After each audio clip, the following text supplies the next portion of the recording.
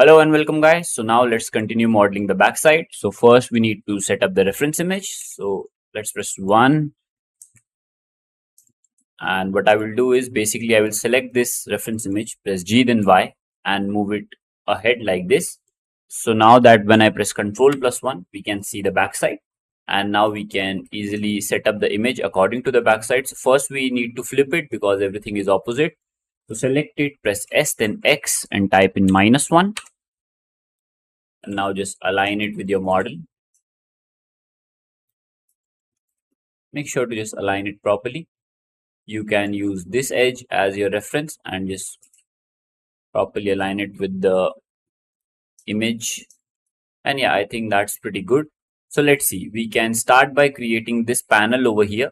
So for this, I think we need to create a separate object. You can check in the reference image also. We have like a extrusion coming out of here. So let's see. What we can do is we can first select this, press Shift S, then cursor to select it. Bring the cursor over here and let's just press Shift A and add a cube. Scale this down. Press Ctrl+1 for the backside view. And let's scale it according to this reference image.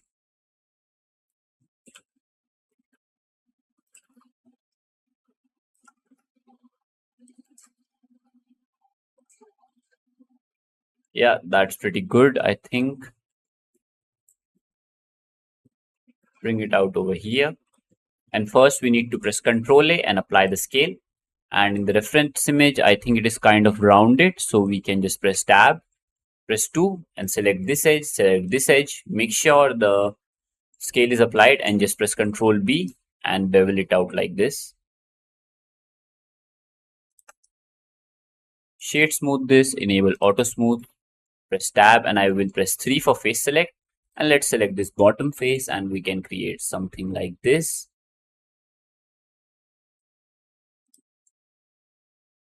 Okay, it is overlapping over here, so make sure there is no overlapping going on. So yeah, I think this much bevel is pretty good. Now what we basically need to do is we will be using the union boolean modifier. So just select this, then press Control and plus on your number pad. And you can see now they both have joined. So what we need to do is we again need to just move the boolean modifier above the bevel modifier this way. And yeah, I think it is working fine. Let's press 3 for the right side view, enable X-ray. And you can see it is not that outwards. So just push it in till here. Also, let's press tab, enable X-ray and press 1 for vertice select. Select this and let's bring it down.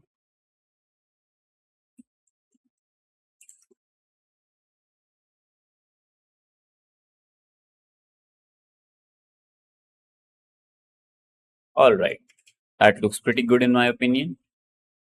Next, what we need to do is now we need to create the space over here, that there is like an empty space to insert the cartridge like this. So let's create that now. Again, I will press Ctrl+1, enable X-ray, and let's just again add a cube.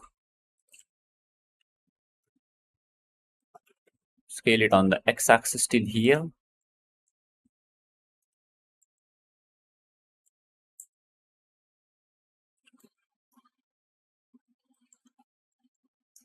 And let's see how much space we have to give between the switch over here and the space.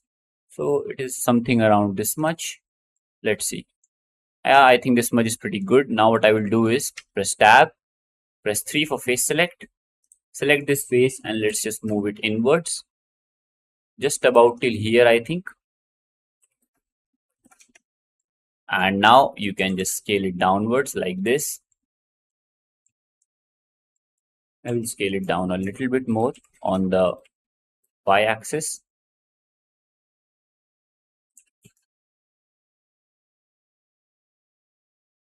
Let's place it over here, press tab, press 3 for face select and bring it out just about till here. Yeah, that's perfect. Now just select this, then select this, press Control minus, and you can see we have created a cutout. Maybe I will press tab, press 3 for face select, and let's see. Let's bring it out a little bit. So yeah, this will be the space to add the cartridge. And again, we will be just moving the Boolean modifier above the bevel modifier.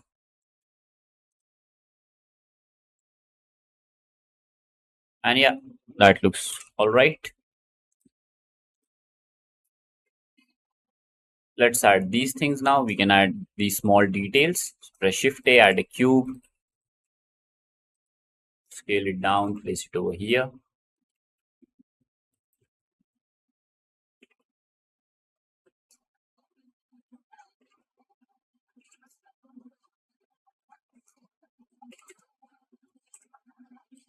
Press Ctrl A, apply the scale, and press first bring it out, then press Tab, and let's just select these top two vertices, I mean edges, and then we can just bevel them according to the image.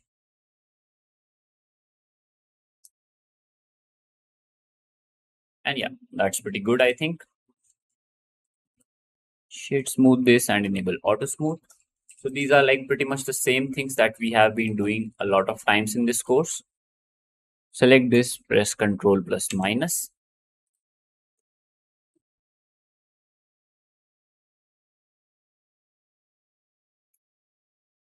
And let's see, we can press Tab, press 2 for edge select, and select this edge over here at the back. So just select it, press G, then Y, I think, to bring it out on the Y axis like this.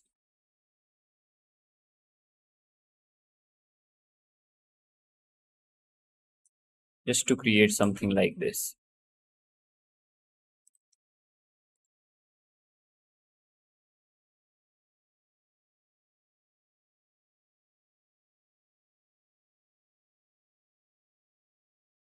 Yeah, I think that's pretty good. Now I will just select this, press Ctrl plus 1, enable X-ray, and let's duplicate this. Make sure to press X so that it is locked on the X axis like this, and place it over here. Select them both, press Ctrl minus, and just quickly move the Boolean modifier above the bevel modifier. Alright, so everything is going along pretty well. Let's just add these nuts over here. Again, add a cylinder, scale it down, place it over here, rotate it on the Y axis by 90 degrees, I think. Oh, sorry, on the X by 90 degrees. Scale it down.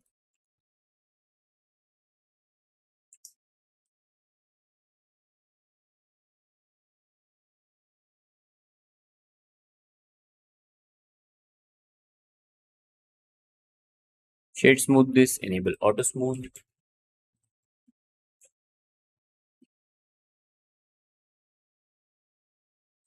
Now let's just go into the edit mode. So press tab, press A to select everything, then press Shift plus D to duplicate. The reason I'm duplicating this in the edit mode is so that everything stays the same object only and we don't have like 4 different objects. Select them all again, press Shift plus D, then press X to lock on the X axis and just place it like this. Now while this object is selected, hold Shift, select the main object, press Ctrl plus minus, and yeah, just move the Boolean modifier now. And let's see, for the nuts, what you can do is one thing that is very simple. You can basically just add a cylinder. So press Shift plus S. Let's just add a cylinder like this, rotate it, because like it is very small, it won't be that visible. And we can push it inwards like this. We can maybe do something at the top, like insetting this, extruding this, creating a light bevel to like give this a nut like feeling. But if you want to create like a proper looking nut and bolt, there is another method. You go over to edit, preferences, and in the add-on section search for bolt. Yeah, this bolt factory, and this way we can like easily create these nut and bolts. So press Shift A, and in the mesh section of your add menu you will find this. Where is it? Yeah, over here, this bolt at the bottom. And now you can just use this menu. We have like nut and bolt. So we only need the bolt. You can choose the different types, like you can select this, this, or this. So you can select none. You can also select the different shapes.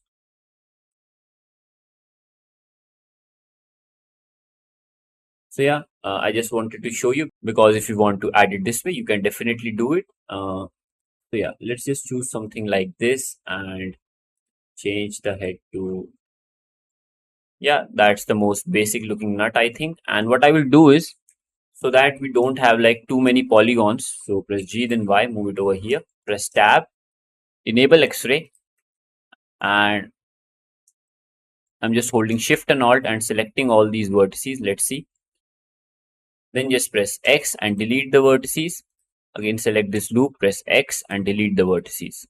So yeah, everything is deleted, just except this top part of the nut. The reason I'm doing this is because only this part would be visible and the rest of it would be pretty much invisible. So I don't want to just waste polygons on that. So yeah, if you want to create something basic like that, you can definitely do it. But let's just add this one for the sake of adding it.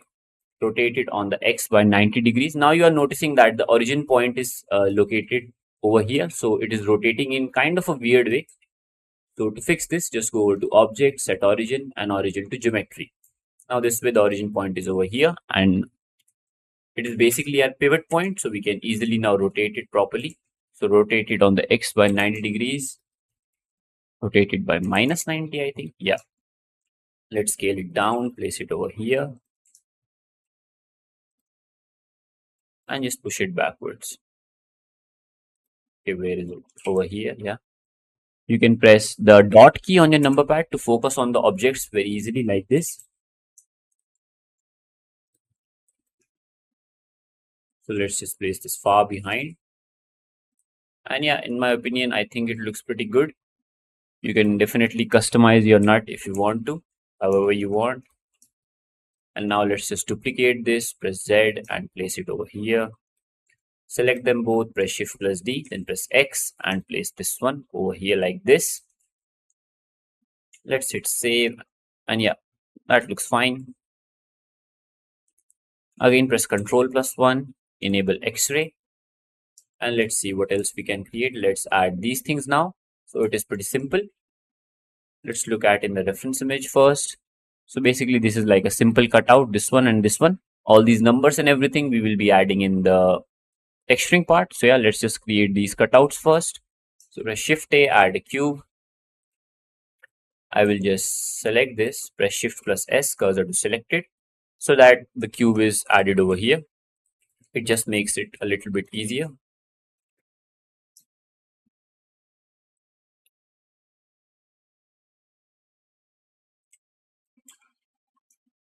Press Ctrl A, apply the scale.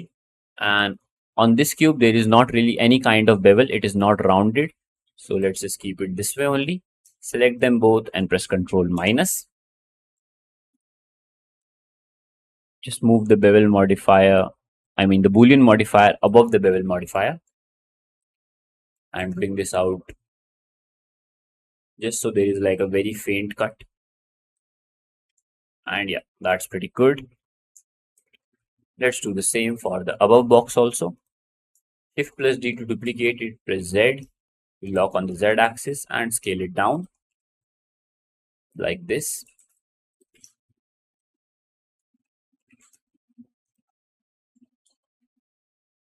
Everything is already set. I think we need to just place it backwards. Just select them both, press Ctrl minus.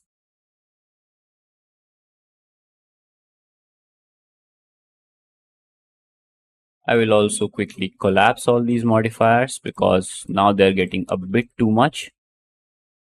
But we are nearing the end of our modeling phase. We will be done in, I think, maybe 1 or 2 lectures. Alright, so this is perfect now. And I think this is it for this lecture. Thank you guys for watching. In the next one, we will continue modeling the backside and we will create all these panels over here and the battery case. So yeah, thank you for watching. I'll see you in the next one.